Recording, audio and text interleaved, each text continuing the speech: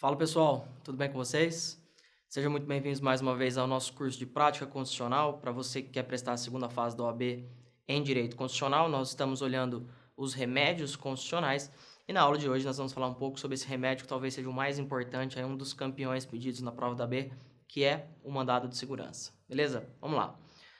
Fundamentação do mandado de segurança, que você vai colocar aí logo no começo da sua peça, lá na qualificação. O que é que fundamenta o mandado de segurança? Para que serve? O mandado de segurança, você tem que lembrar que é um remédio constitucional e, como tal, é uma garantia dada pela Constituição para proteger determinados direitos. Quais? Nesse caso, nós vamos falar em direito líquido e certo, que não seja amparado por outros remédios, né? Que não haja uma outra garantia, um outro remédio, uma ação mais específica. Você pode, então, manejar um mandado de segurança, que está previsto lá no artigo 5º, inciso 69, e que foi regulamentado pela Lei 12.016 de 2009. Dá uma olhada aí, ó. O artigo 5º, inciso 69, diz que conceder-se-á mandado de segurança para proteger direito líquido e certo não amparado por habeas corpus ou habeas data, né? Que são aquelas ações para proteger o direito de liberdade e o direito à informação, respectivamente. Quando o responsável pela ilegalidade ou abuso do poder for autoridade pública ou agente de pessoa jurídica no exercício de atribuições do poder público.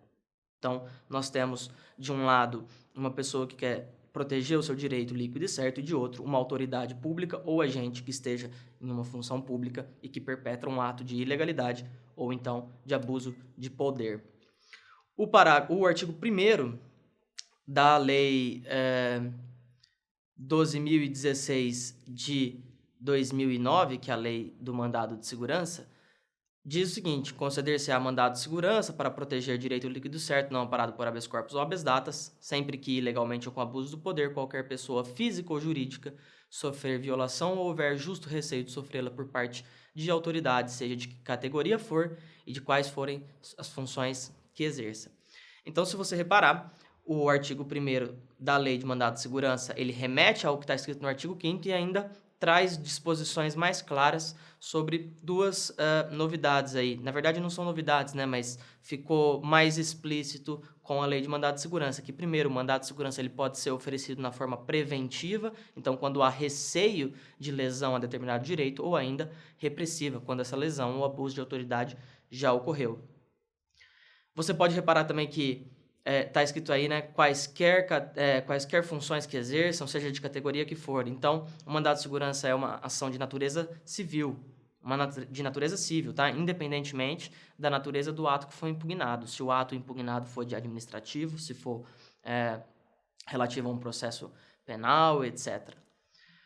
E ainda, você pode ver que o objetivo é invalidar os atos dessas autoridades ou suprimir os efeitos de omissão administrativa que causam lesão a direito líquido e certo por ilegalidade ou abuso de poder, exceto determinados direitos, como aqueles relativos à locomoção, para qual cabe a habeas data, ou ainda a informação, para qual cabe o habeas data, no segundo caso, e no primeiro caso o habeas corpus, né, em relação ao direito de locomoção.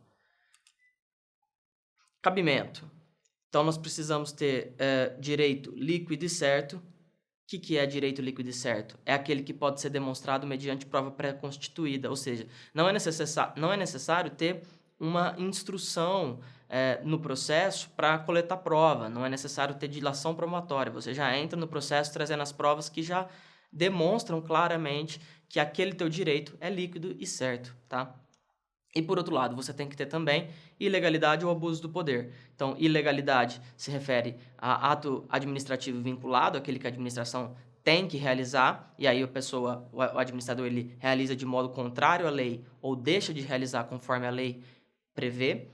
Ou ainda, no caso de ato administrativo discricionário, né, quando o agente público tem discricionariedade para poder realizar determinado ato e ele o comete com abuso de poder. Então, se você tiver esses dois requisitos, está apto a manejar o mandado de segurança. Legitimidade ativa é daquele que demonstra o direito líquido e certo, não amparado por habeas corpus ou habeas datas. Então, pode ser pessoa física, jurídica, órgãos públicos despersonalizados, pode ser também manejado por universalidade de bens, pelo Ministério Público e etc. Atenção aí ao parágrafo 3º do artigo 1º, que diz que quando o direito ameaçado ou violado couber a várias pessoas, qualquer delas poderá requerer o mandado de segurança. Isso é diferente da hipótese de mandado de segurança coletivo, tá? Nesse caso, nós temos ainda várias possibilidades, cada um pode manejar individualmente um mandado de segurança. As hipóteses de mandado de segurança coletivo são aquelas previstas pelas pessoas devidas lá no artigo 21 da Lei de Mandado de Segurança, tá? Então, se não couber aquilo lá, cuidado, essa hipótese aí do parágrafo 3º ainda é mandado de segurança individual. Legitimidade passiva vai ser da autoridade coatora, vai ser aquela autoridade que tem atribuição para fazer determinado ato ou que o realizou de modo ilegal ou que o suprimiu ou que fez com abuso de poder. Então, você pode olhar aí o parágrafo 3º do artigo 6º que diz considerar-se a autoridade coatora aquela que tenha praticado o ato impugnado ou da qual emane ordem para sua prática. Beleza? Lembrando ainda que o parágrafo 1º do artigo 1º da Lei de Mandado de Segurança diz que equiparam-se as autoridades para os efeitos da Lei de Mandado de Segurança os representantes ou órgãos de partidos políticos e os administradores de entidades autárquicas, né, aquelas da administração indireta, bem como os dirigentes de pessoa jurídica ou pessoas naturais no exercício de atribuição do poder público, somente no que disser respeito a essas atribuições, tá? Então, dá uma olhada aí nesse artigo também. Competência, quem é que vai julgar? A competência é sempre definida em função da autoridade da qual emana o ato impugnado. A autoridade responsável pelo ato que está sendo impugnado é que vai determinar a competência de julgamento. Se for ato de responsabilidade do Presidente da República, Mesa da Câmara dos Deputados, Senado, Tribunal de Contas da União, Procuradoria-Geral da República ou do próprio STF, vai ser julgado pelo STF. O STJ é competente para julgar ato de ministro de Estado, comandantes das Forças Armadas, Marinha, Exército e Aeronáutica ou ainda do próprio STJ. O Tribunal Regional Federal é responsável para julgar, competente para julgar ato de juiz federal ou ainda do próprio tribunal, e os juízes federais são competentes para julgar atos de autoridade federal, exceto os casos de responsabilidade de competência do TRF. Como vocês podem ter percebido, os tribunais têm competência para julgar os seus próprios atos, tá? Então isso já está, inclusive, pacificado aí na súmula 41 do STJ e 624 do STF. E ainda, pessoal, se for autoridade estadual ou municipal, isso vai depender daquilo que está escrito na Constituição do Estado, daquele ente federado, tá?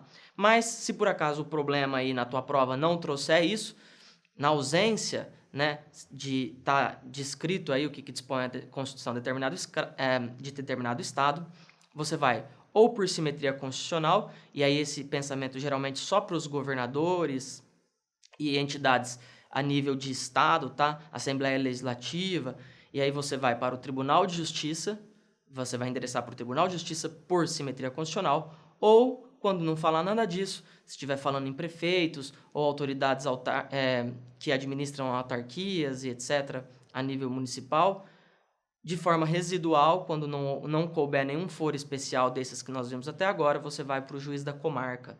Pode ser o juízo civil, porque é mandado de segurança é natureza civil, ou ainda juiz da vara da fazenda pública, beleza?